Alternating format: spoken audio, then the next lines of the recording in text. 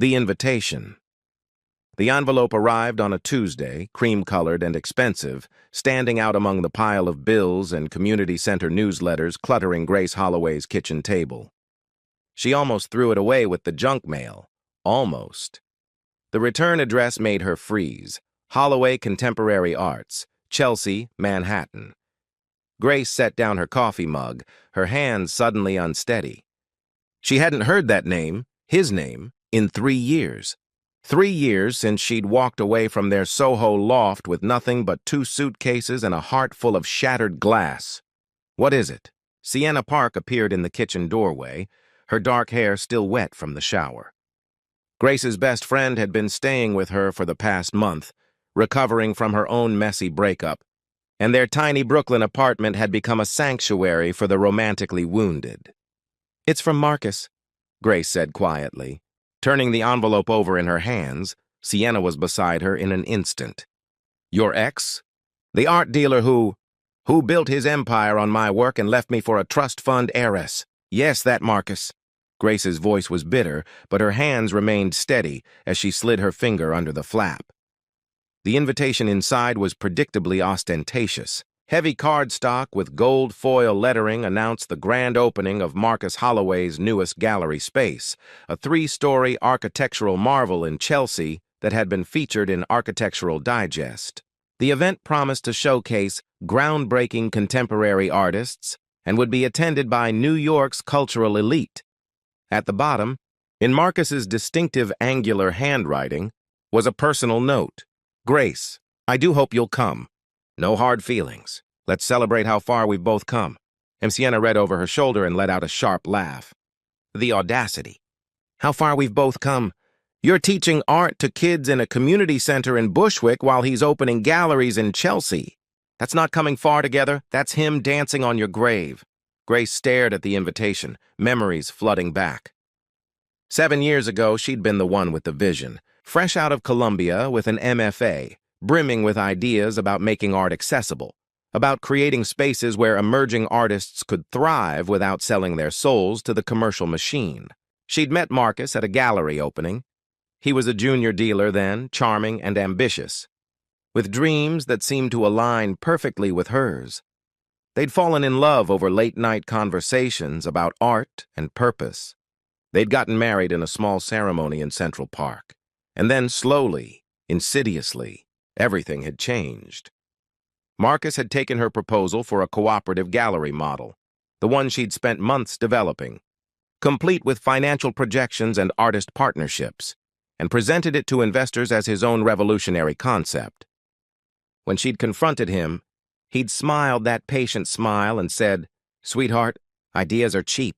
Execution is what matters. You're brilliant, but you're not a businesswoman.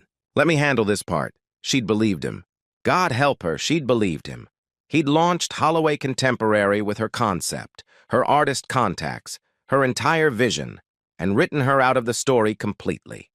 She'd been introduced at events as Marcus's wife and nothing more. When she'd tried to assert herself, to reclaim even a fragment of credit, he'd gasped her so thoroughly that she'd begun to doubt her own memories. The final blow came when she discovered he'd been having an affair with Vivian Lancaster, whose family's wealth and connections could take him to levels Grace's middle-class background never could. The divorce was quick and brutal. Marcus had given her a modest settlement, enough to keep her quiet, not enough to rebuild. Now she taught art to teenagers in an underfunded community center, pouring her passion into kids who reminded her why she'd loved art in the first place. It was meaningful work. It was important work. It was also a far cry from the dreams she'd once had. "You're not actually considering going," Sienna said, but her tone was uncertain. Grace looked up, meeting her friend's eyes. "What if I did?" "Grace, no, listen." Grace stood, pacing the small kitchen. "For 3 years I've been hiding. I changed my last name back to Holloway, back to my maiden name, Turner. I moved to Brooklyn. I avoid Manhattan below 34th Street. I've built this tiny, safe life where I never have to risk running into him or his world. And you know what? I'm tired of hiding." Sienna crossed her arms, her expression shifting from protective to intrigued. "Okay, so what are you thinking?" "I'm thinking," Grace said slowly, the idea crystallizing as she spoke, that he sent this invitation expecting me to either stay away in shame or show up looking defeated. He wants to parade his success in front of me, to prove that he was right to cut me loose, that he's the genius and I was just dead weight? And you want to prove him wrong? No. Grace smiled, and it was a smile Sienna had never seen before, sharp and determined. I want to prove to myself that I'm not afraid anymore, that I can walk into his world and not fall apart. I don't need his validation or his regret. I just need to look him in the eye and feel nothing. Sienna studied her for a long moment, then slowly nodded. Okay, but if we're doing this, we're doing it right. You're not showing up in your usual jeans and paint-stained cardigan. I don't have money for... I do. Sienna grabbed her laptop. My severance package from the firm was generous, and I've been looking for a good cause to spend it on. Consider this an investment in your psychological warfare campaign. Despite everything, Grace laughed. You're insane. No, I'm your friend. There's a difference. Sienna was already pulling up websites. We have 2 weeks. That's enough time to show Marcus Holloway exactly what he lost. The reckoning, the rest of the evening unfolded like a dream Grace had never dared to imagine. Julian Frost stayed by her side, introducing her to collectors, critics, and curators who actually listened when she spoke about art. Not art as investment portfolios or status symbols, but art as transformation, as voice, as power. Your approach to community arts education is fascinating, said Helena Wu, director of the prestigious Brennan Foundation. We've been looking for someone to head up our new youth initiative. Would you be interested in discussing it over lunch next week? Grace exchanged business cards, the simple ones Sienna had insisted she print, with 3 different people who wanted to visit her community center. A journalist from Art Forum asked for an interview about grassroots art education. The tide hadn't just turned. It had become a tsunami. Across the room, she watched Marcus's carefully constructed evening crumble. He stood with a cluster of investors, but his smile was strained, his laugh too loud. Every few minutes, his eyes would dart toward her, watching as she commanded the attention he'd expected to monopolize. Vivienne had disappeared entirely. It was nearly midnight when Marcus finally cornered her alone. Grace had stepped into a quiet alcove to check her phone, a text from Sienna asking for updates, when his shadow fell across her. We need to talk, he said. Gone was the condescending drawl from earlier. His voice was raw, almost desperate. Do we? Grace pocketed her phone, meeting his gaze calmly. You can't just... He stopped, ran a hand through his hair, destroying its careful styling. What did you tell Julian? He's been asking questions about the gallery's founding. About the original concept. I told him the truth, Marcus. That's all. Grace kept her voice level, almost gentle. It was remarkable how little anger she felt now. Mostly, she just felt tired. Tired of carrying his lies, tired of the weight of everything she'd lost. The truth, he repeated bitterly. You mean your version of events? Your bitter ex-wife revisionism? No, I mean the documented truth. Grace pulled out her phone again, scrolled through her photos. I still have everything, Marcus. Every email I sent you with gallery concepts. Every sketch I drew at 3 in the morning. The proposal I wrote, the one with my name on it, dated 6 months before you developed your revolutionary idea. I even have the notes from our meeting with Patricia Cho, where she specifically praised Grace's vision for democratizing fine art. She watched the blood drain from his face. You wouldn't. Wouldn't what? Show people proof that I'm not delusional? That I actually did contribute something meaningful before you erased me from the narrative? Grace shook her head. Relax, Marcus. I'm not interested in destroying you. Honestly, I don't think about you enough to bother. Then why did you come here? The question burst out of him, anguished. Why show up looking like that? Talking to my investors, undermining everything. You invited me, Grace interrupted quietly. Remember? The entrance. The taxi pulled up to the gallery at exactly 8:15. Grace had timed it deliberately, late enough to make an entrance, early enough that the crowd would still be dense. Through the floor-to-ceiling windows, she could see the glittering assembly inside. Women in cocktail dresses that cost more than her monthly rent, Men in tailored suits discussing six-figure acquisitions over craft cocktails. This was Marcus's world now. It had almost been hers once. You ready? Sienna squeezed her hand from the seat beside her. Grace looked down at herself one more time. The dress they'd found was perfect. A deep emerald silk that brought out the green in her hazel eyes, with a structured bodice that gave her an almost regal bearing.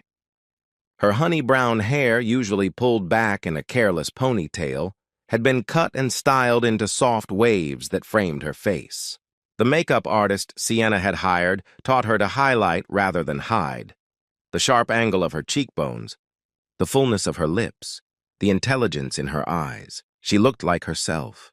But elevated, refined, powerful. I'm ready, Grace said, and meant it.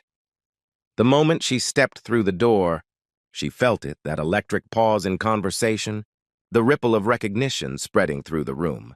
Heads turned. Whispers began. She kept her chin high, her shoulders back, and walked into the space as if she owned it. The gallery was stunning, she had to admit. 3 stories of white walls and natural light, with a dramatic floating staircase as the centerpiece. The art on display was good, challenging contemporary pieces that pushed boundaries. It was exactly the kind of space she'd dreamed of creating. And there, at the center of it all, was Marcus.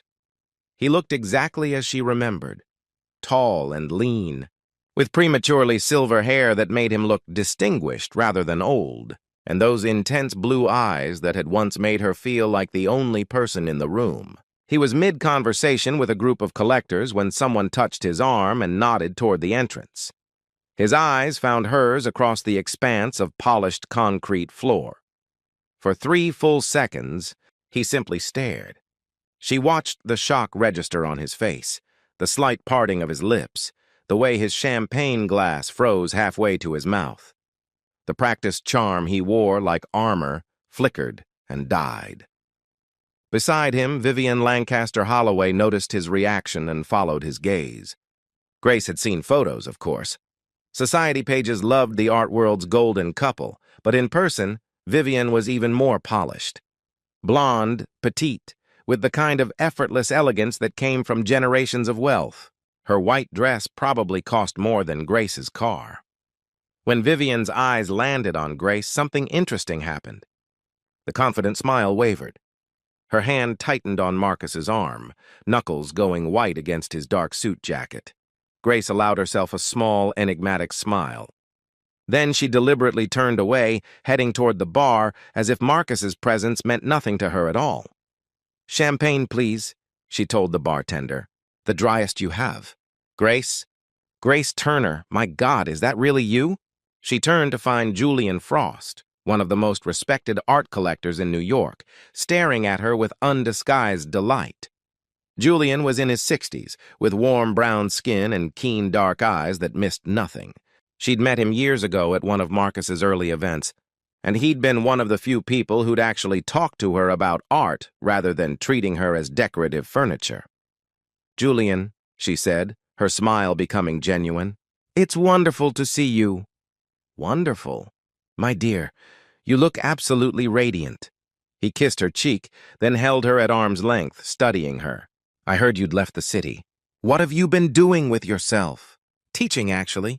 I run an arts program at a community center in Bushwick. We work with teenagers, kids who wouldn't normally have access to quality art education." Julian's eyebrows rose. "That's remarkable. Tell me more." And just like that, they were deep in conversation about art and education, about giving voice to marginalized communities, about the responsibility of artists to create bridges rather than walls. Julian listened intently, asking thoughtful questions. His respect evident in every word. "You know," he said after a while, "I've been on the board of the Brennan Foundation for 15 years, and we've been struggling to make our youth programs actually meaningful. They feel like charity, not genuine investment. What you're describing, that's the real thing." Grace felt a flutter of possibility in her chest. The Brennan Foundation had resources that could transform her small program into something that could reach thousands of kids across the city. "I'd love to discuss it further," she said. "Carefully. Consider it done. Here's my card. Call my assistant tomorrow." We'll set something up. Julian pressed his business card into her hand, then glanced over her shoulder. Ah, and here comes your former husband. He looks like he's seen a ghost. Grace didn't turn around, but she could feel Marcus's approach, that particular energy he carried, demanding attention and space. Grace. His voice was tight, controlled. I didn't expect you to actually come. She turned slowly, taking her time, and met his eyes with perfect calm. You invited me, Marcus. It seemed rude not to accept. Up close, she could see the fine lines around his eyes that hadn't been there 3 years ago, the slight puffiness that came from too many client dinners and not enough sleep. He looked successful, certainly, but also exhausted. Julian, Marcus said, barely glancing at the older man. Do you mind if I steal Grace for a moment? Actually, Julian said smoothly, I do mind. Grace and I are in the middle of a fascinating discussion about arts education. Perhaps later, Marcus. He turned his back on his host. A subtle but devastating dismissal, and continued his conversation with Grace. Marcus stood there for a moment, clearly torn between making a scene and maintaining his composure. Composure won. He walked away, but Grace could feel the anger radiating from him. That was beautifully done, she murmured to Julian. My dear, that man has been taking credit for other people's vision for years. It's about time someone reminded him that he's not the only important person in the room. Julian's eyes twinkled with mischief. Besides, I've always suspected you were the real talent in that marriage. Over the next hour, Grace found herself at the center of a growing circle of interest. Julian's endorsement had opened doors. People who would have ignored her as Marcus's ex-wife now sought her out as Grace Turner, educator and advocate. She spoke about her students, 17-year-old Dante, who'd discovered a gift for sculpture, shy Priya, whose paintings captured the immigrant experience with heartbreaking honesty, Marcus, ironic name that, who was headed to art school on a full scholarship. You gave them more than technique, observed Helena Wu, the Brennan Foundation director who'd appeared at Julian's subtle summons. You gave them permission to have a voice. I gave them the tools, Grace corrected. They found their own voices. That's the whole point. She was aware of Marcus watching from across the room, his conversations with potential buyers growing increasingly strained. Vivian had reappeared, clinging to his side with a brittle smile that didn't reach her eyes. It was Vivian who finally approached. When Grace stepped away to examine one of the installations, a striking mixed media piece about displacement and identity, Grace. Vivian's voice was honey with an edge of glass. I'm so glad you could make it. Marcus mentioned you might come. It's a beautiful space, Grace said neutrally. You must be very proud.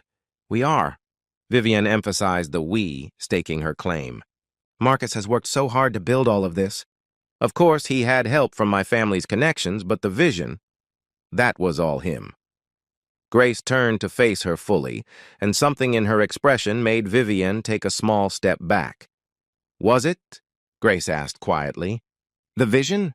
What do you mean? Nothing, Grace smiled, but it wasn't warm. I'm sure you're right. Marcus has always been very good at executing other people's visions. Before Vivian could respond, a small commotion drew their attention. Marcus was in an animated discussion with a well-dressed woman Grace recognized from photos. Patricia Cho, a major investor and board member of multiple cultural institutions.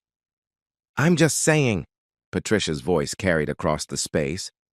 The original pitch you made 7 years ago was revolutionary. That concept of cooperative galleries, of democratizing access to fine art, it transformed how I thought about cultural investment. Where did that vision go, Marcus? Because this, she gestured around the pristine, exclusive space, this is just another playground for the wealthy. Marcus's face had gone pale. That concept evolved, Patricia. We had to be realistic about sustainable business models.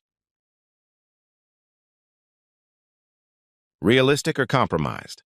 Patricia shook her head. I've been in this business 40 years. I know the difference between evolution and selling out. She walked away, leaving Marcus standing alone, his carefully constructed facade cracking. Grace watched and felt nothing but a distant pity. She'd spent 3 years thinking he'd won. that he'd taken everything from her and built something magnificent. But looking at him now, desperate to impress people he secretly disdained, trapped in a marriage that was more merger than love, defending compromises he'd once have scorned, she realized the truth. He hadn't won. He'd just traded one cage for a bigger, more expensive one. And she was finally, truly free. The reckoning, the rest of the evening, unfolded like a dream Grace had never dared to imagine. Julian Frost stayed by her side, introducing her to collectors, critics, and curators who actually listened when she spoke about art. Not art as investment portfolios or status symbols, but art as transformation, as voice, as power.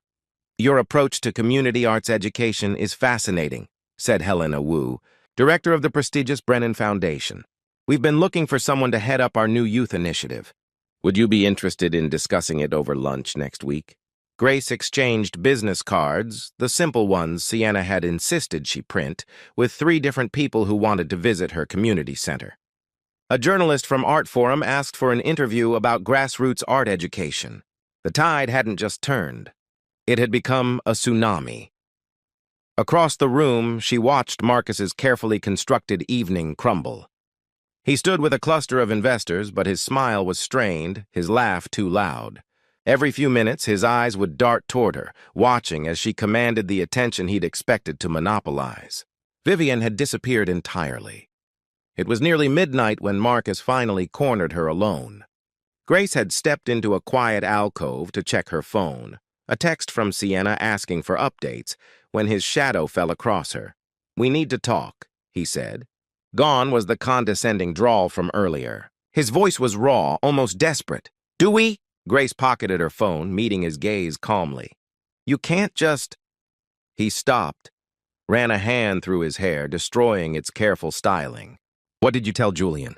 "He's been asking questions about the gallery's founding. About the original concept. I told him the truth, Marcus. That's all." Grace kept her voice level, almost gentle. It was remarkable how little anger she felt now.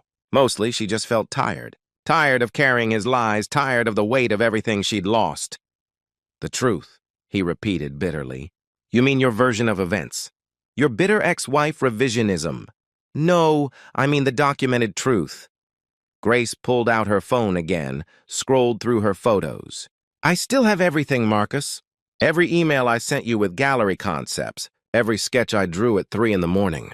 The proposal I wrote, the one with my name on it, dated 6 months before you developed your revolutionary idea.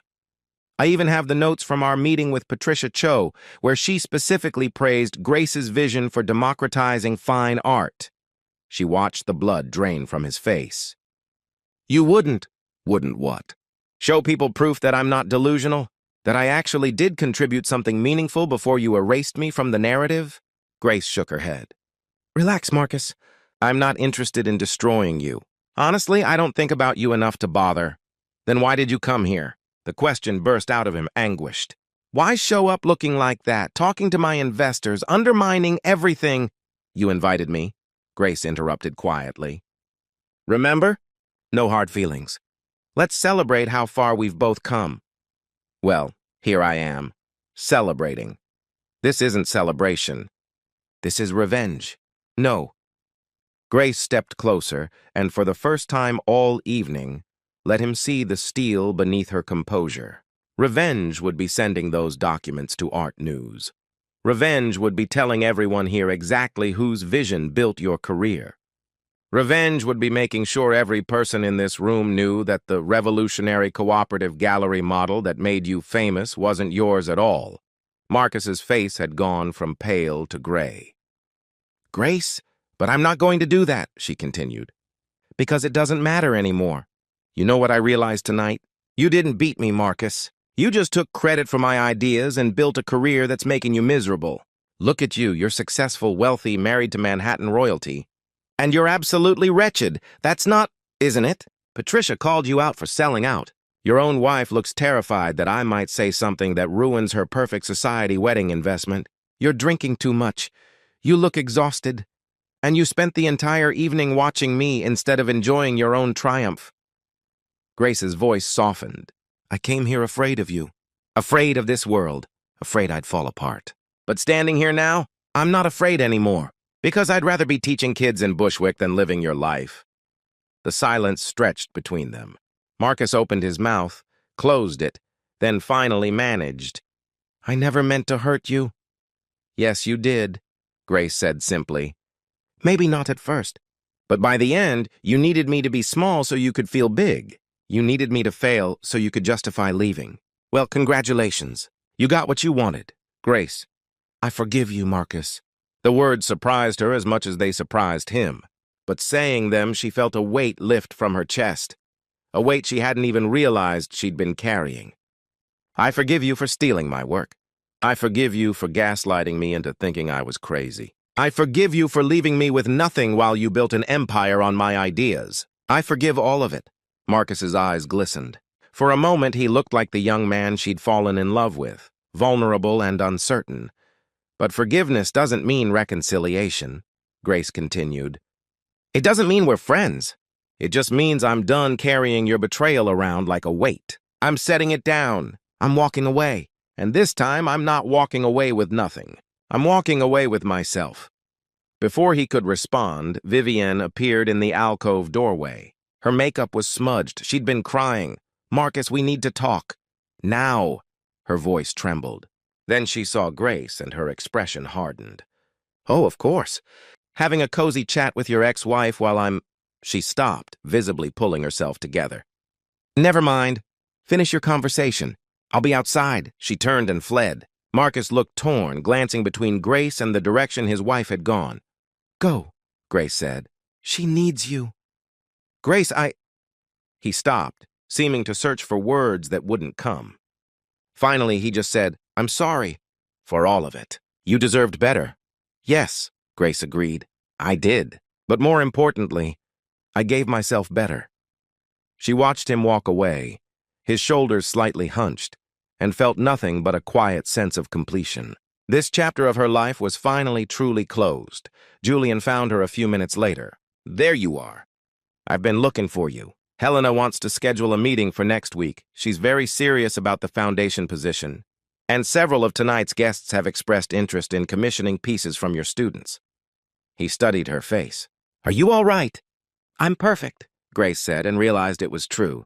Actually, Julian, I should probably head home. It's been quite a night. Let me get you a car. He walked her to the entrance where a small crowd had gathered on the sidewalk.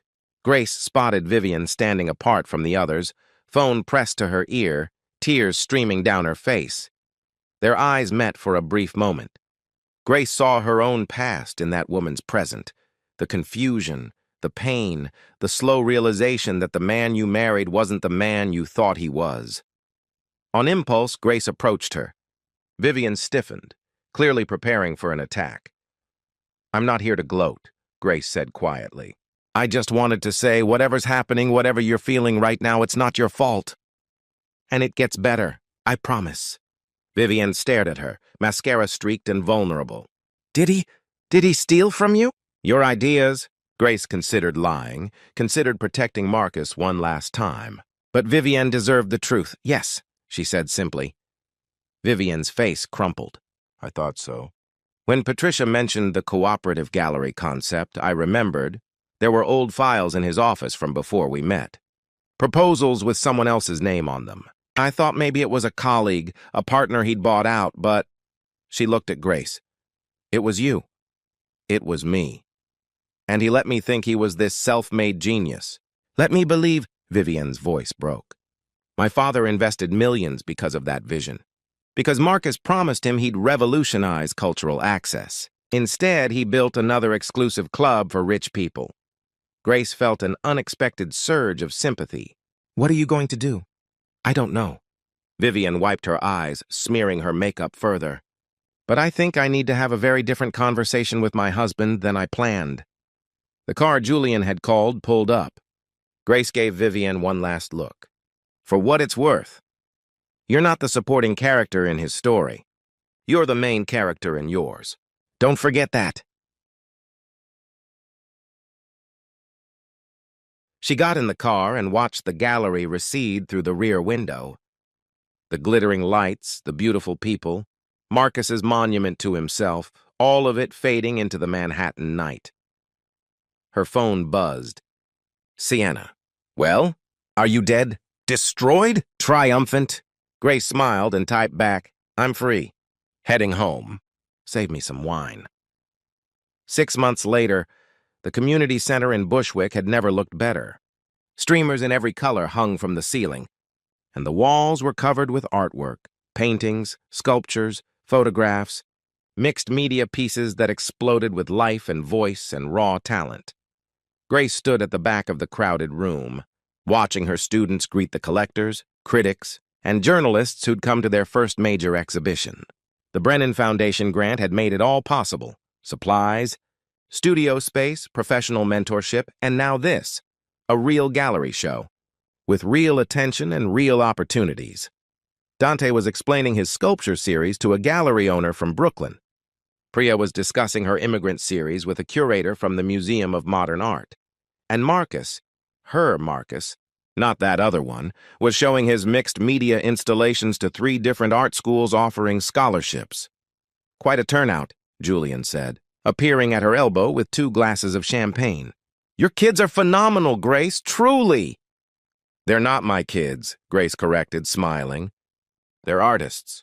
I just gave them space to discover what was already there. Humble as ever, Julian clinked his glass against hers. By the way, I heard through the grapevine that Marcus Holloway's gallery is being investigated for financial irregularities. Something about misrepresenting the origins of his business model to investors. Grace raised her eyebrows. Really? Vivian Lancaster filed for divorce 3 months ago. Apparently, she's been very forthcoming with investigators about documents she found in her husband's office. Julian's eyes twinkled. I may have mentioned to her that the Brennan Foundation would be interested in funding a new initiative focused on transparency and proper attribution in the arts. She seemed quite passionate about the idea, Grace laughed. Julian, you're incorrigible. I'm principled, he corrected. There's a difference. Speaking of which, he handed her an envelope.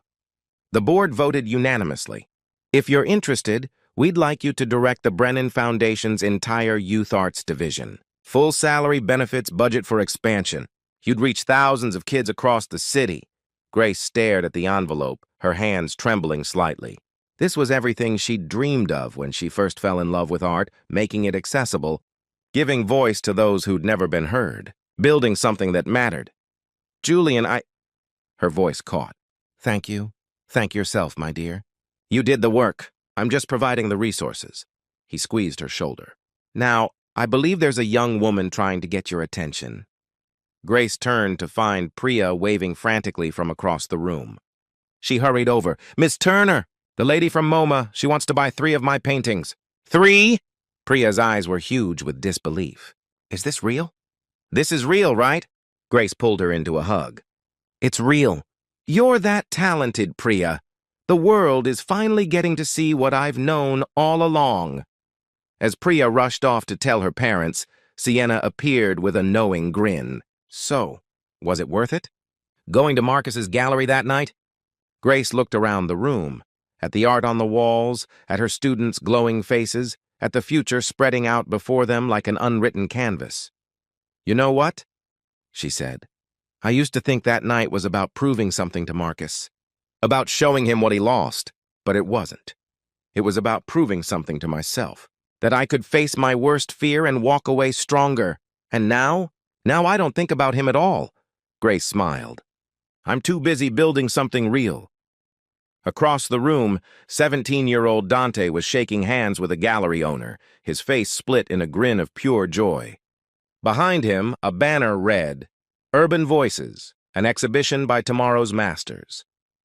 Grace had built this, not on stolen ideas or borrowed vision, but on hard work, genuine passion, and the unshakable belief that art belonged to everyone, not just the wealthy, not just the privileged, but every kid who'd ever held a brush or a piece of clay and felt that spark of creation. Marcus Holloway had taken credit for her vision once, but Grace Turner had built something he never could, something authentic, something that changed lives, something that mattered, and that, she realized, was the only victory she'd ever needed. The end.